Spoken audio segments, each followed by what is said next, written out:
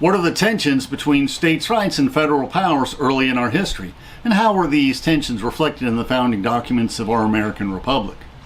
And how did the tensions between states' rights and federal powers, and between Jim Crow's segregation and civil rights, evolve before and after the Civil War? And how were the Founding Fathers influenced by the Enlightenment philosophers and biblical principles when they were drafting our founding documents?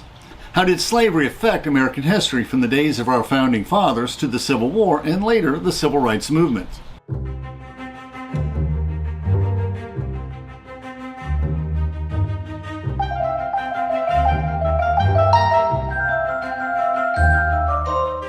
Please, we welcome interesting questions in the comments. Let us learn and reflect together.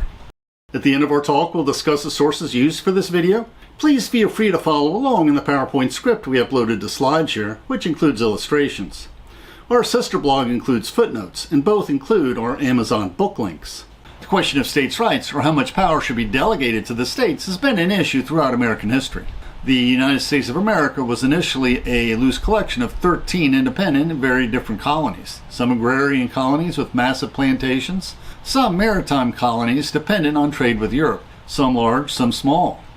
During the Revolutionary War, encouraged by Benjamin Franklin, delegations from each state met in the First Continental Congress to coordinate their wartime efforts. And after the end of the war, these 13 colonies formed a similar loose confederation of states under the Articles of Confederation. But after a decade of ineffective government, influential national leaders drafted the Constitution, founding a strong national government that nonetheless delegated local government functions to the states to a greater degree than the more centralized European monarchies. Now, the colonies who rebelled against the British desired a weak national government to prevent injustices like those suffered under the colonies under the British monarchy. The European 7 Years' War between France and England led to the French and Indian War in the colonies, won by overwhelming British military force. The members of Parliament thought it was only fair to tax the colonies to reduce the debt incurred to fight this war.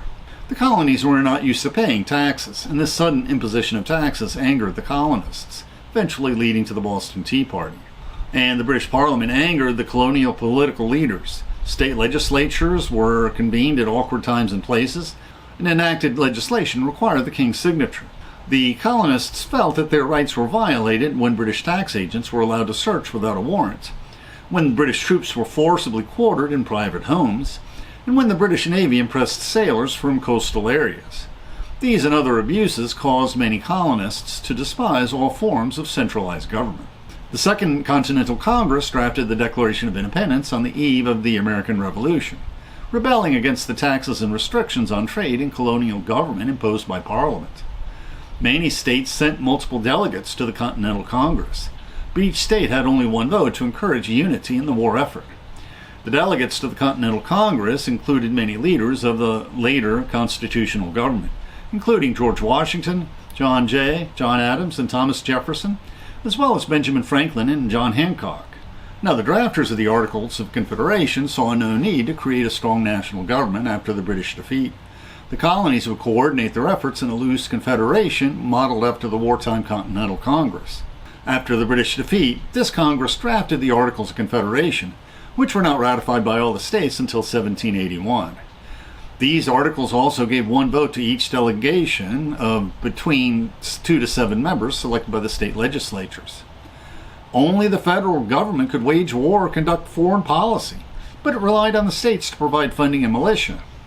The president had limited powers. In the 8 years the Confederation existed, there were 10 presidents. Other than John Hancock, these presidents are not names many are familiar with today. Although many later served as governors, judges, and members of Congress, none were nationally prominent. The national government under the Articles of Confederation was weak and ineffective.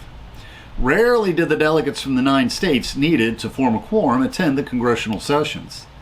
The only major legislation passed was the Northwest Ordinance of 1787, which formed the Northwest Territory, including the modern states of Ohio, Indiana, Illinois, Wisconsin, Michigan, and part of Minnesota. The ratification of the Treaty of Paris, formally ending the Revolutionary War, almost failed for lack of a quorum. Without the power to tax or control commerce, the Confederation could not honor the national debt and could not encourage trade. Squabbles between the states over trade and navigation were frequent. And the credit of our new nation was so unsound that even France and Holland our revolutionary allies refused to loan our government money. These weaknesses exposed our new nation to dangers. There were justified fears that European nations would take advantage of our weak national government that lacked a national army, as several incidents revealed. Daniel Boone of Kentucky opened negotiations with the Spanish to make the state a Spanish colony to gain an outlet for the state's goods. George Washington dissuaded veterans from rising up in mutiny when Congress failed to provide them with their back pay and pensions. The state of Massachusetts wouldn't allow out-of-state militia on her soil to help squelch Shay's rebellion, a debtors' uprising, and Spanish authorities denied passage to American goods down the Mississippi River.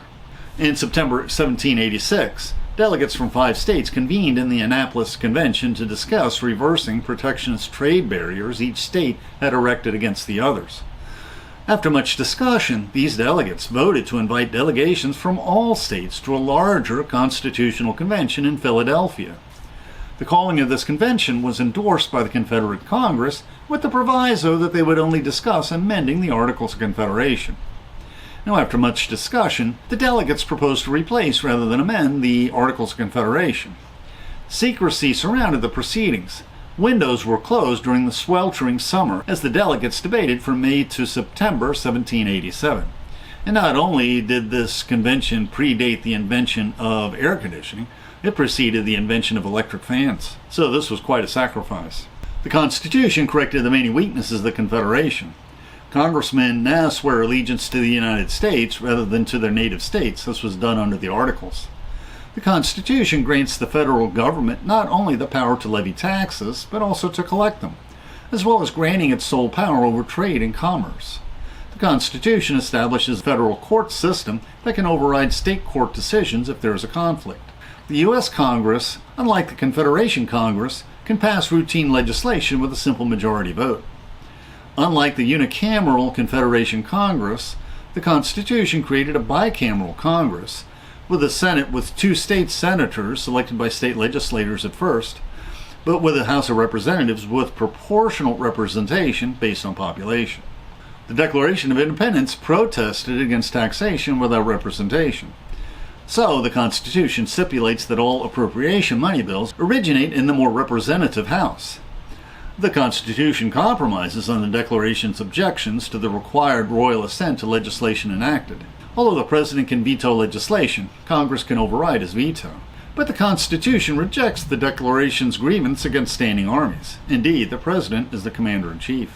The most notable difference between the Articles of Confederation and the Constitution is that while the Articles state each state retains its sovereignty, freedom, and independence, and every power, jurisdiction, and right which is not by the Confederation, not expressly delegated to the United States, in Congress assembled.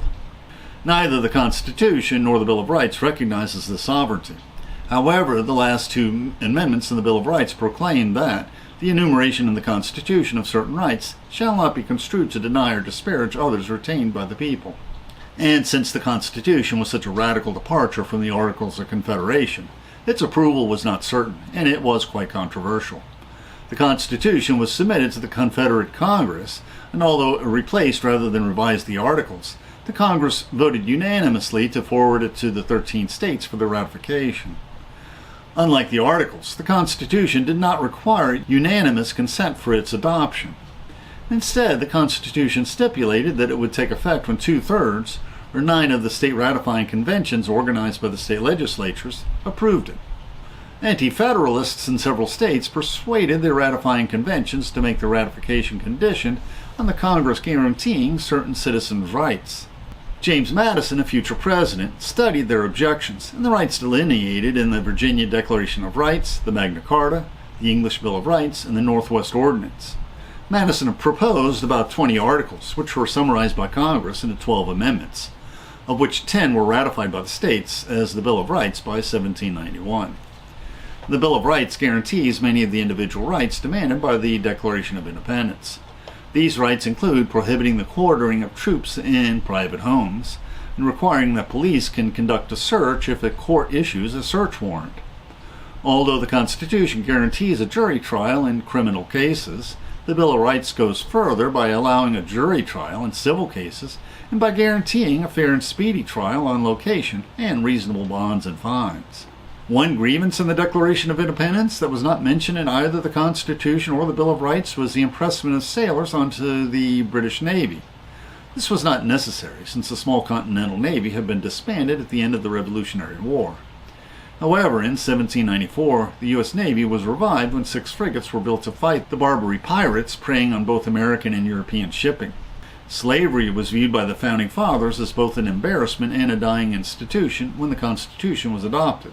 However, the vast plantations in the Deep South were vital to the Southern economies, so compromises were made regarding slavery, although the word slavery never appears in the Constitution.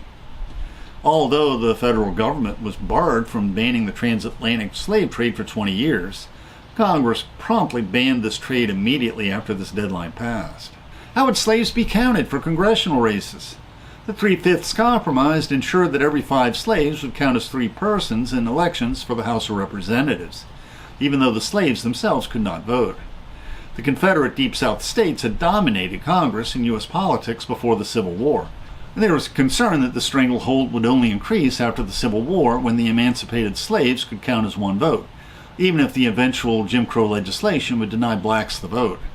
The 14th Amendment included provisions that denied representation to the Southern states if they denied their black citizens their right to vote, as well as forbidding the repudiation of federal debt, though these provisions were never enforced. A curious story is how the last of Madison's Bill of Rights amendments was passed over 2 centuries later as the 27th Amendment. A college professor unwisely gave a C grade for a student paper that implausibly suggested that ratification was possible. This prompted the student to embark on a multi-year letter-writing campaign that eventually resulted in the passage of this amendment, resulting in a regrading of his course many decades later. Now, what was the inspiration for our Founding Fathers? Many evangelical Christians want history to spread the news that the Founding Fathers were primarily interested in founding a Christian nation founded on biblical principles. And although it is historically true that the Great Awakening revivals before and during the early years of our republic helped ensure that America would hold fast to religion while anti-clericalism grew in Europe, history also reveals that our Founding Fathers, though not anti-clerical, were not evangelical Christians, but instead were mainstream philosophical deists who ensured the separation of church and state.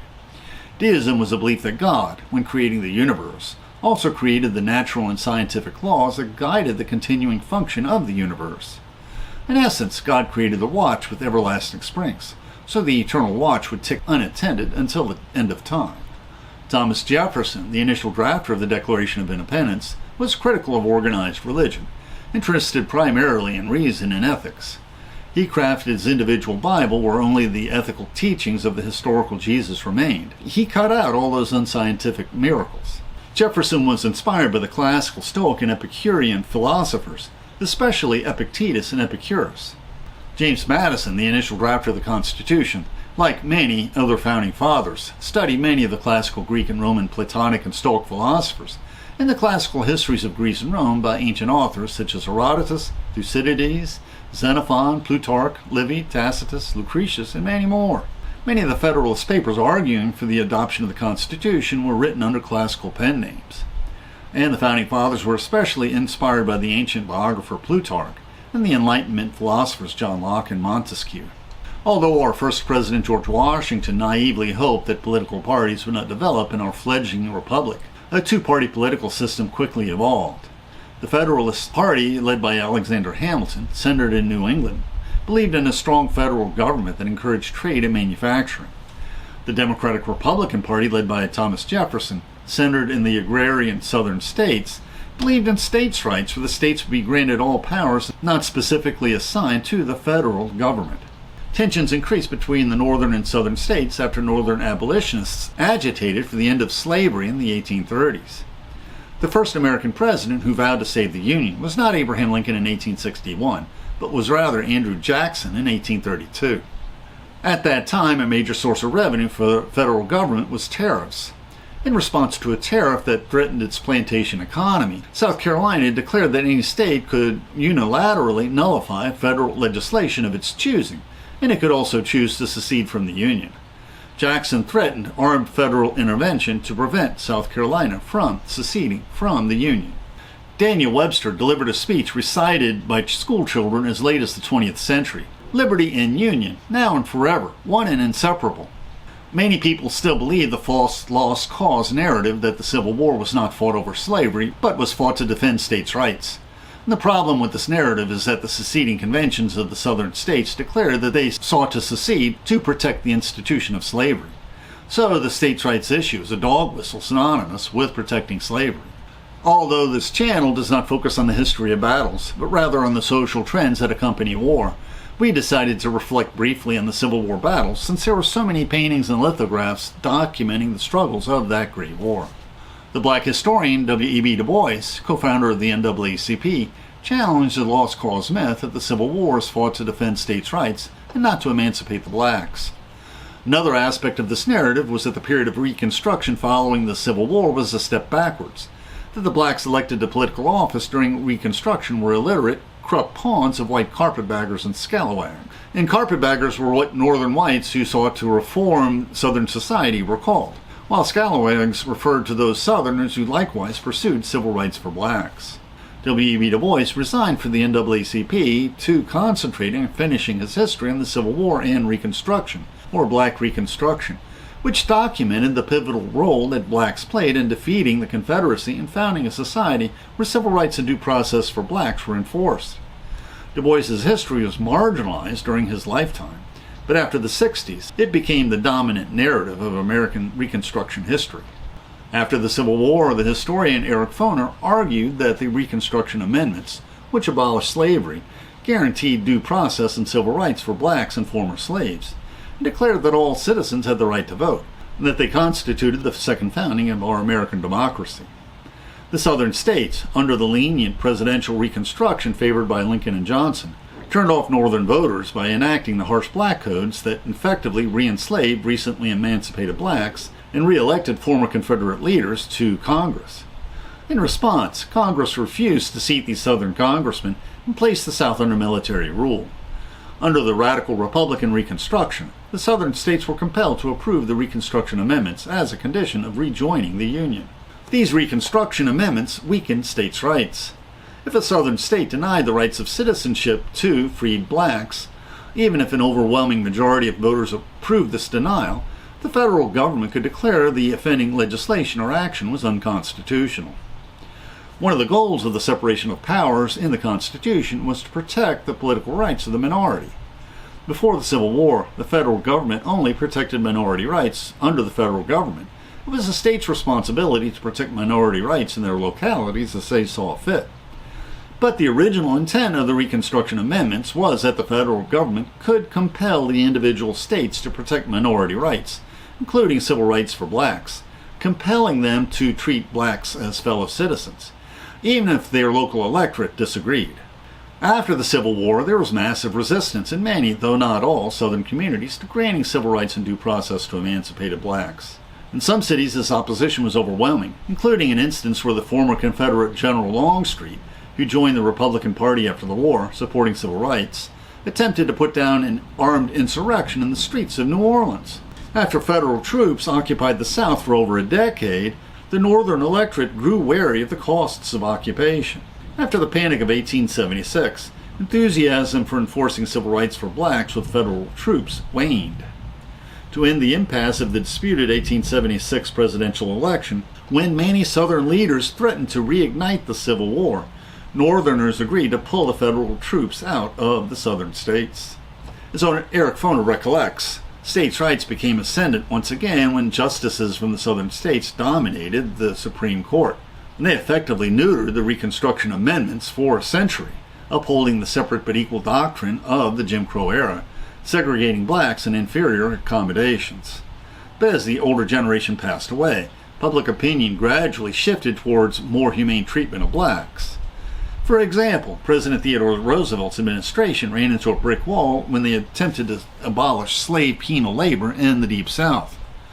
But this gradual shift of public opinion enabled his cousin Franklin Roosevelt's administration to abolish peonage during the Second World War, where its comparison to the Nazi regime was embarrassing.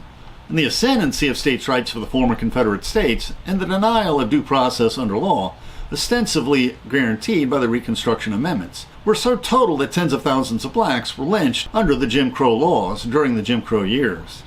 During World War II, Franklin Roosevelt declined to support a federal bill against lynching that did not federalize the crime of murder, but rather would have compelled local sheriffs and state's attorneys to prosecute clear cases of lynchings in local courts. FDR did not support this bill because Southern congressmen would have withheld support for the war against Nazi Germany in retaliation. But the South was not monolithic in its treatment of blacks. Deep in the backwoods of Alabama, Booker T. Washington successfully persuaded local businessmen to support the building of Tuskegee Institute in its early years, when it was first founded. Civil rights were strengthened and states' rights were contained when the Warren Court rejected the doctrine of separate but equal in the 1954 Brown v. Board of Education decision, eventually ending segregation and nullifying the Jim Crow laws. This was part of a long series of cases that initially sought for admission to qualified black applicants to law schools and colleges, paving the way for the successful protests of Martin Luther King and other black activists agitating for greater opportunities for minorities, leading to the passage of civil rights legislation in the 60s. Surprisingly, the same Hannah Arendt who wrote of the banality of evil in her account of the trial of Adolf Eichmann, the Nazi bureaucrat administering the Nazi concentration camps in World War II, also doubted whether the U.S. government could compel the desegregation of schools. Although she is ignorant of some aspects of American jurisprudence and history, Hannah Arendt accurately observes that you cannot, over a long period of time, compel people to end discrimination. In 2007, the Supreme Court decided that busing to balance the racial composition of schools is unconstitutional, accelerating the resegregation of school districts. But the schools are far more equal than they would have been had the desegregation effort not happened. Although it was a culmination of a decade of Supreme Court rulings increasingly supporting civil rights, the Brown decision was decisive in eventually coaxing American political leaders to support true reform, restarting the civil rights initiatives abandoned after the end of Reconstruction. These included the mostly peaceful protests of Martin Luther King and other black activists that coaxed Congress into passing the landmark civil rights bills of the 60s, with the determined, intense lobbying efforts of President Lyndon Johnson, who prioritized passing as much Great Society legislation as possible, knowing that this would, in the long run, guarantee that the Republican Party, rather than the Democratic Party, would become the dominant party in the Deep South. Now we'll discuss the sources we used for this video. The two documents had two vastly different goals. The Declaration of Independence favored a confederacy with an impotent national government, while the Constitution favored a strong central government that could mediate between the state governments.